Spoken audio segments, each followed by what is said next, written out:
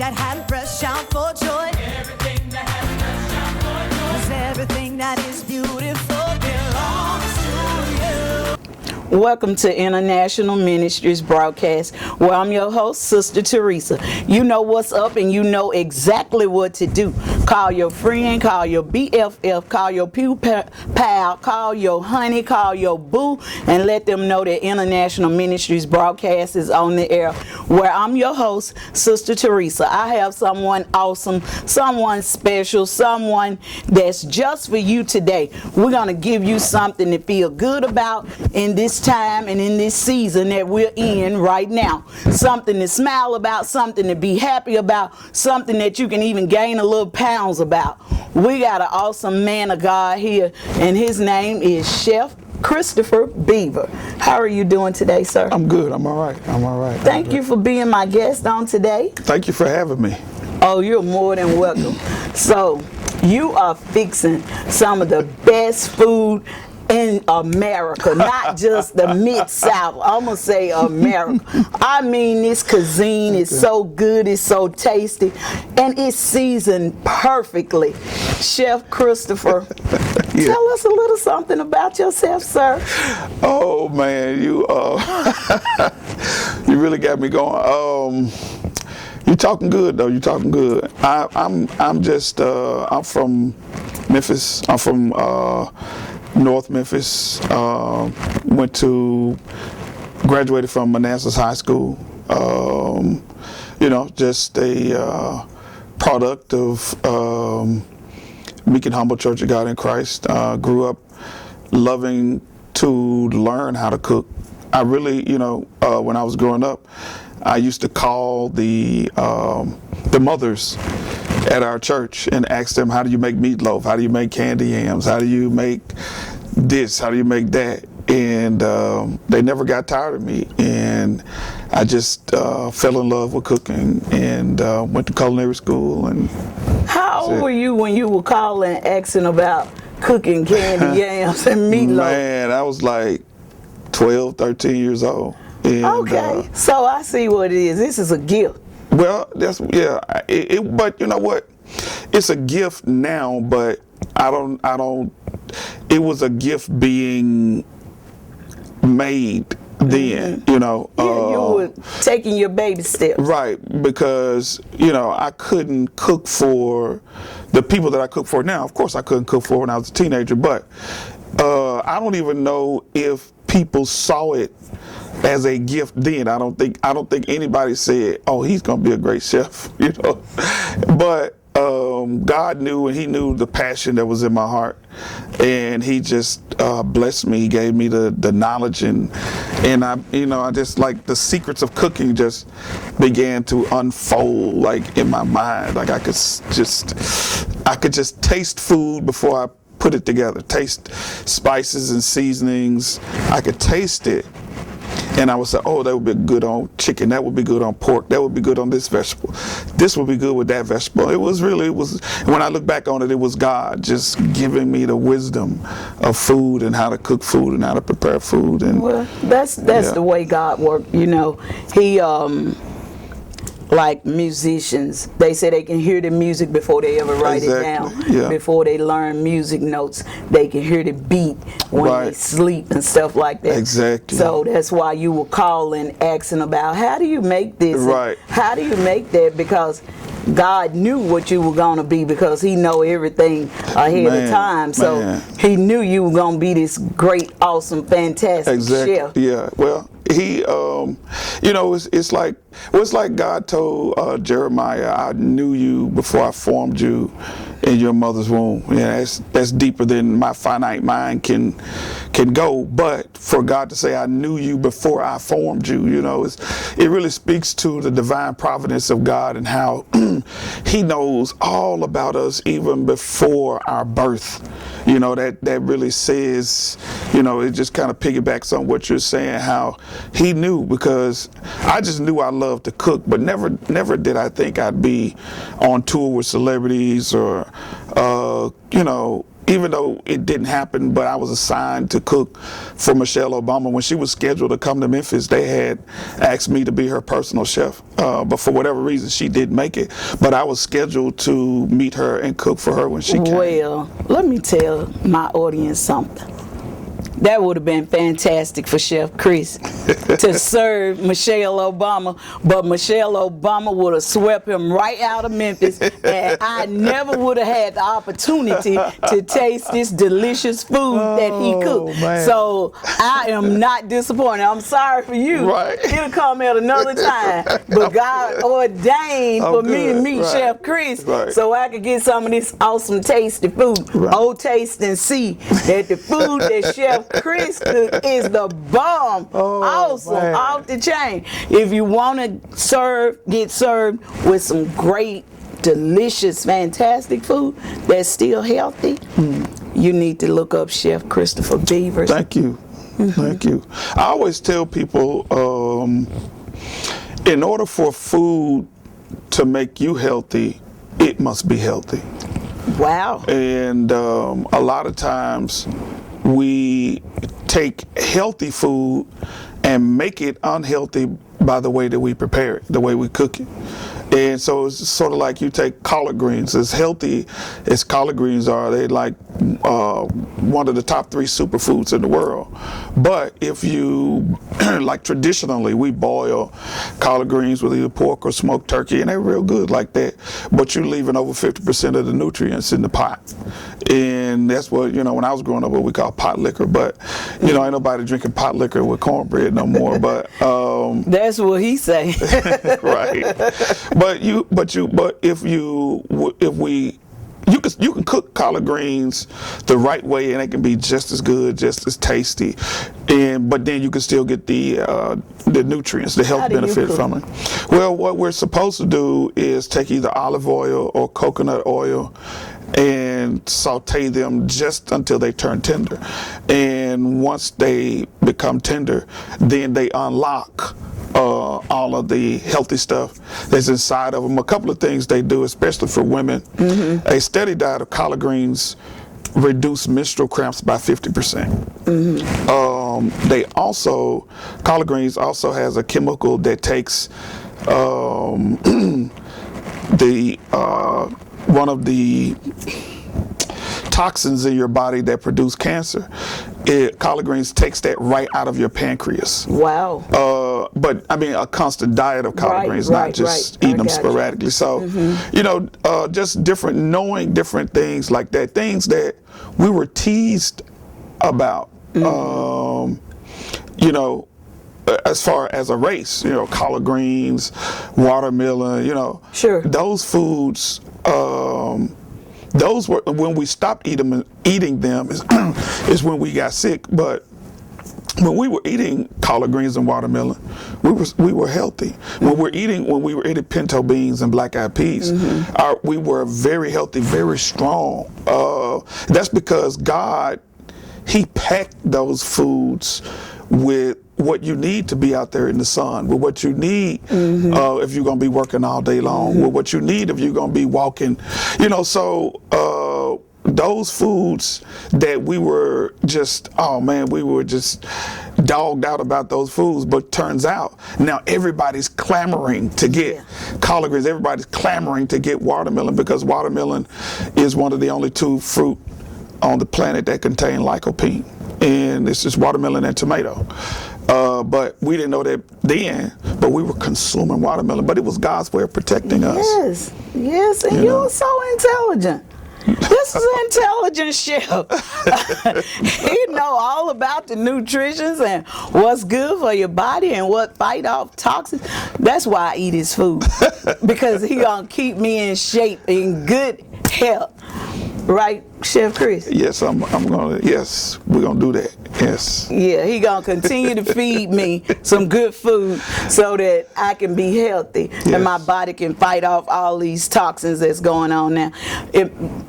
I'm not gonna say that what I was getting ready to say, but anyway, Chef Christopher, did you go to culinary school? Yeah, I went to culinary school in North Carolina, Kittrell. It's a small town right outside of the Triangle, right outside of Raleigh-Durham, Chapel Hill. And I had a lot of fun, man. It was when I first got there, because actually Kittrell is a Job Corps town. Kittrell is a Job Corps. And I went on a buddy program because a friend of mine was getting in trouble, and we wanted him to go to Job Corps, and he was to get, to turn his life around. We were teenagers, and he was like, the only way I'll go if y'all go with me. It was me and his brother, and so the three of us went on a buddy program, and I enrolled in culinary arts, and I went to college too. They paid for Job Corps paid for my college, which great. I had already had a full paid scholarship to go to college before I even left Memphis. But when I got there, before I left Job Corps, to let me know, if you attend, we'll pay for your college, and they did. They paid for my college, so it was a twofold blessing, because I got a chance to take culinary arts and complete the program, and then I got a chance to go to college as well. That's good. That's very good. That's another blessing. It was. That is a fantastic. It was an experience, man. Being that far away from home, North Carolina's a long way from here. So being that far away from home, I was already independent, but I became independent pretty fast. You have to. And you were cooking more and more. Well, I was cooking noodles then, because I was a college student. I was cutting up hot dogs, putting them in ramen You wasn't noodles. having a night with people over, and you were just cooking, feeding them, and they say, "Ooh, this is good. We want you to cook all the time." I thought I was going to the NBA. I was playing basketball every day, trying to get stronger, trying to get better. And then I broke my shoulder, so I ended up because it was meant for you to cook. I guess so. It was meant as it turns out, I became the personal chef for the Grizzlies. I was with them for a few years in the locker room as their personal chef. And so I didn't go to the NBA, but I got so a chance to honored. NBA players. I got such a fabulous celebrity sitting here with me today. I mean, he's been everywhere. He's cooked for everyone. There's somebody who's who in America, and I'm so honored to have you as my guest. I'm honored to be here.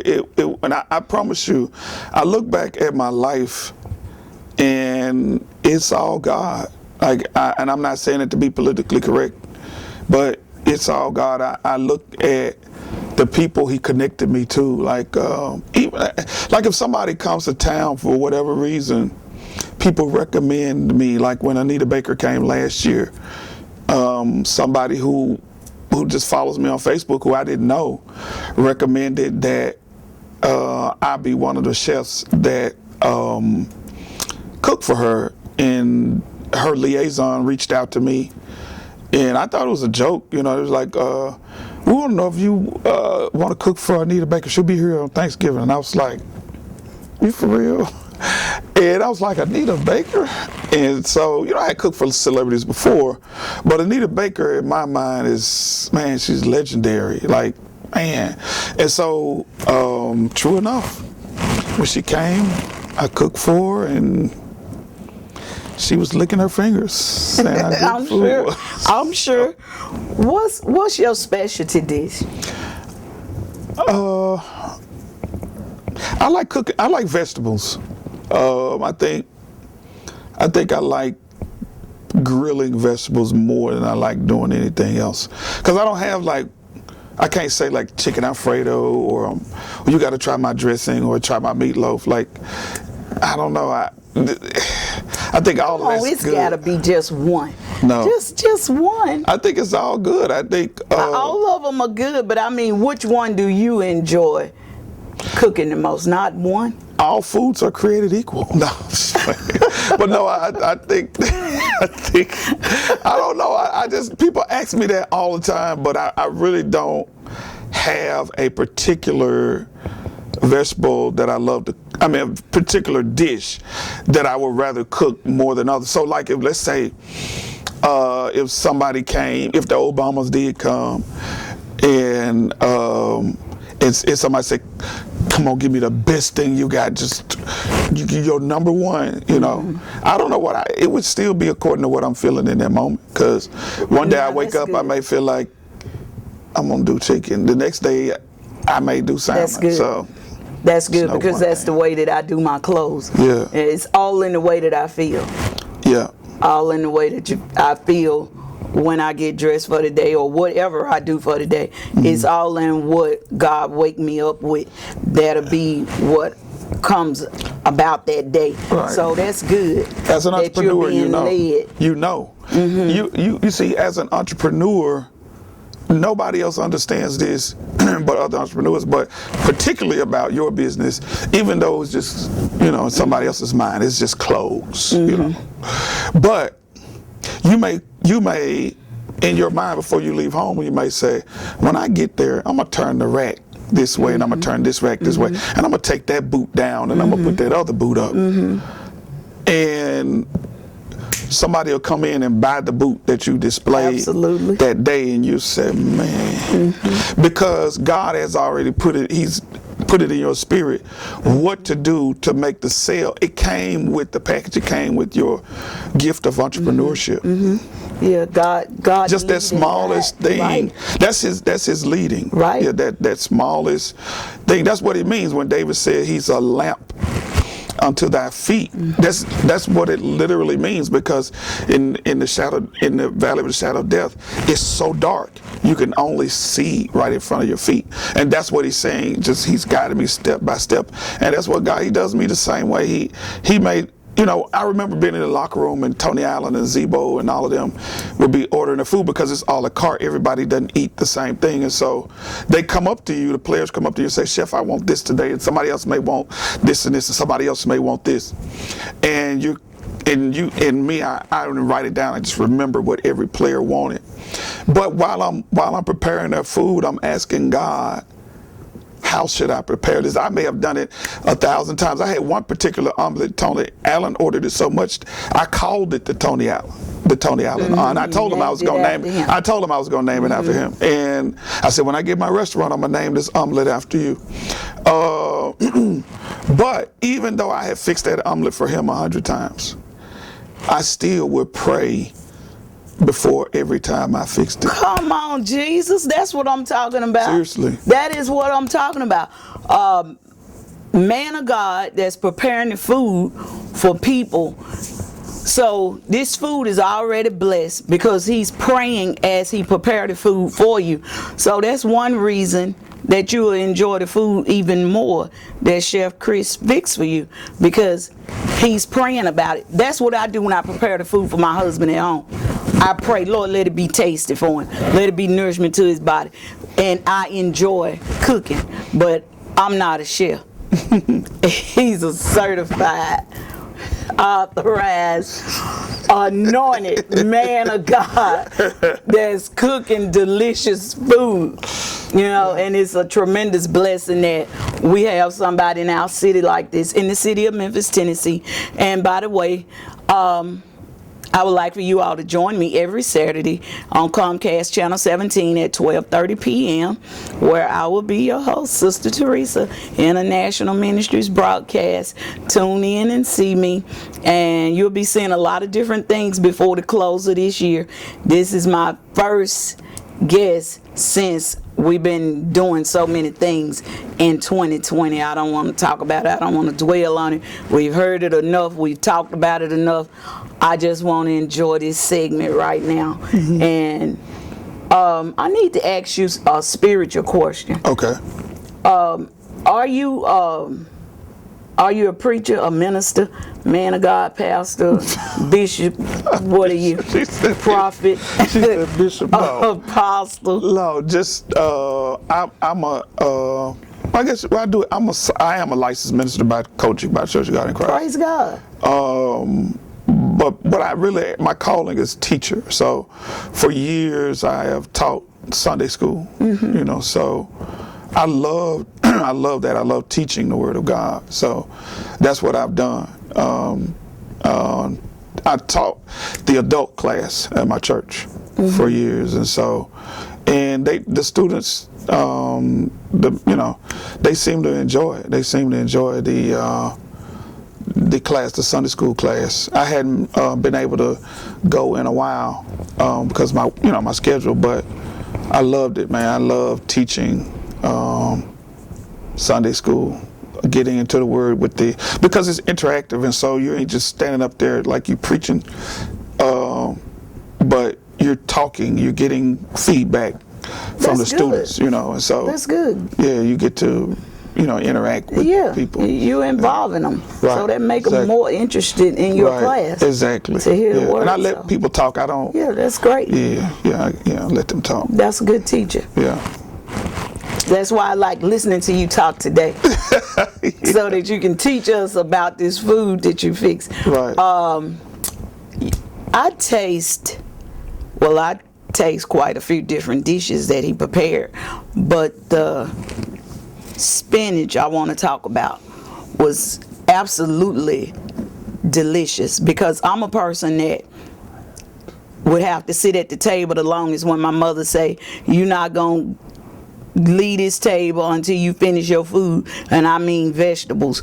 I used to didn't like vegetables as a child. Just started really eating vegetables a few years ago at church that teach on eating healthy food. So when Chef Chris prepared the spinach, I ate every bit of it. It was so delicious. What was the name of the spinach? Italian spinach. Mm-hmm. I actually I learned that from this lady named Mary Keepy. She owned the Mary Cook catering service. Mm-hmm. I was her executive chef for like 9 years or something like that. Mm-hmm. And she had this spinach recipe. I don't do mine just like she did hers, so I'm not plagiarizing, but it's very simple. She had this Italian spinach recipe, and it was wonderful, so I kind of took a page out of her book on that one. Okay. Yeah, all right. Very good. It's a favorite. People love that Italian spinach. It really was. They love absolutely delicious. They love it. I ate it, and I was surprised myself that I ate it, because I'm learning to be into more of the vegetables, and the shrimp and the grits. What about the shrimp and the grits? I use smoked Gouda cheese in my grits. Smoked Gouda. It's an imported cheese. It's not domestic. Yeah. So, and so we call them Gouda grits. Mm-hmm. And so you make your grits and you make sure they're creamy and nice and, consistent. Mm-hmm. And you add Gouda cheese to them. It was very, very good. It was absolutely delicious. Thank you.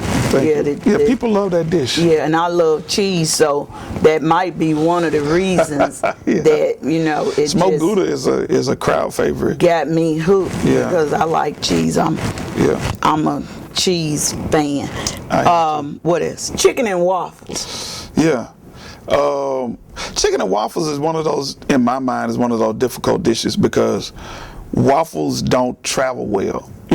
They get soggy, or they'll get too stale or whatever. So I like, if I'm gonna serve chicken and waffles, I like for people to eat it right when I serve it, because if you try to hold it, then the waffle does what you don't want it to do. Mm-hmm. But yeah, it's just one of those things that has gained popularity, I would say, in the last 10 years. Because when I was growing up, I'd never heard of chicken and waffles, but I guess I think it came out of California or somewhere out, the West Coast. And when I found out about it, it was in Atlanta. Okay, yeah. Yeah, I think the first people I heard talking about it were those West Coast guys, rappers and stuff, talking about Roscoe's Chicken and Waffles or something, and it gained popularity that way. Thank you so much for joining me on today with my special guest, Chef Christopher Beavers. It was an honor having you on today, sir. Yes. It's truly been a blessing having you as my guest. Yeah, it's good to be here. Man of God that can cook for the people of God and anybody that want to eat. Oh, taste and see that the food that Chef Chris cooked is delicious and healthy to your body. Yes, it is. So to my audience, continue to speak to me. We won't be able to hug like we used to, but you can still give me some love by just crossing your arms or doing like this and pointing at me. I'll know what you mean, because I still love you. You can still contact me through my email, or you can contact me at 901-726-5588. 901-726-5588. And as always, watch me every Saturday at 12:30 p.m. on Comcast Channel 17 International Ministries broadcast, where I'm your host, Sister Teresa. And as always, I love you, kiss you, miss you. I'll see you real soon. Don't forget to wear your mask to be safe. Chef Chris, you want to give any information before we sign off? Yes, I do want to give information. I know what you told me to do. This is a rare occasion. Before I give that information, what you just said about us, the time we're living in, not being able to hug one another, I think that's very significant. People need to be hugged, and human beings were not made to go without touch. I mean, touch of compassion. And I think about the healing that comes through hugs. And my mind just goes to how Jesus, just no matter what diseases people had, I know we don't have that ability to just go through the crowd of sick people and heal them, but I think it's important that we continue to touch people the way we touch them, even if it's virtual, the way we're doing right now, because that's what Jesus did. As people wanted to, all of the people wanted to touch him, but they couldn't. And so that's who we are. We are Jesus's hands right now, and I really appreciate you giving me this opportunity. And my website is thegrillasparagus.com, thegrillasparagus.com, and all of our phone numbers and everything is on our website. It's Restaurant Asparagus on Facebook. I'm Christopher Beavers. I'm easy to find. You could Google me, Facebook me, whatever. So I appreciate this opportunity. More than welcome, sir. It's just a blessing to be here. So you're more than welcome, sir. Thank you. And God bless you and what you're doing. Yes. God keep his hand upon you. Yes, you too. And as always, we do need hugs of love, but I'm going to hug you this way. Right. I love you. See you soon. God bless. All the nations of the earth now rejoice. All the people of God sing his praise. All the people of God sing his praise. Everything that has breath shout for joy.